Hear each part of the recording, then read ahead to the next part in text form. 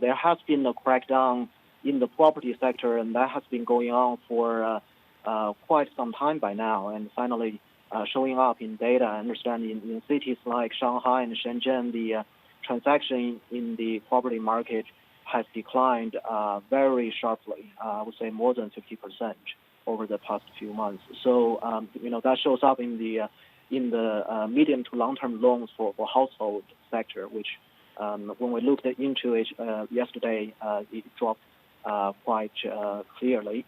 And then the other thing is slowdown in the loan demand. I think that's probably driven by the COVID-19 situation.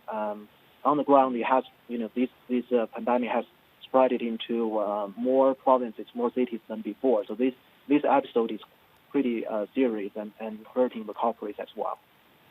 Right, and so what does this mean? Because I was also reading reports on how in certain cities, I think Shenzhen as well, you've seen a big drop month on month in property prices, especially in the residential space. And so I wonder, as an investment manager looking at opportunity in that sector, what does this mean? What does this slowdown mean for you also kind of rethinking your investments?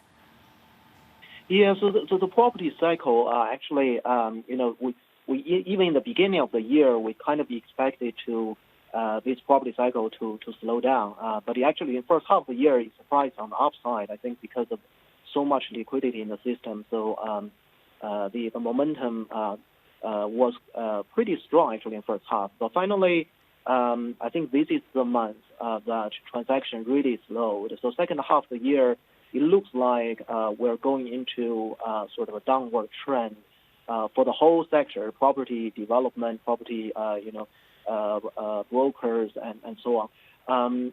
But this episode, it may not last for very long. My sense is when we go into end of the year and beginning of next year, because the policy easing kicking in, we think there will be triple R cuts. So we may have a relatively short sort of a down cycle in the property sector. Next year, I think it's actually may rebound from here.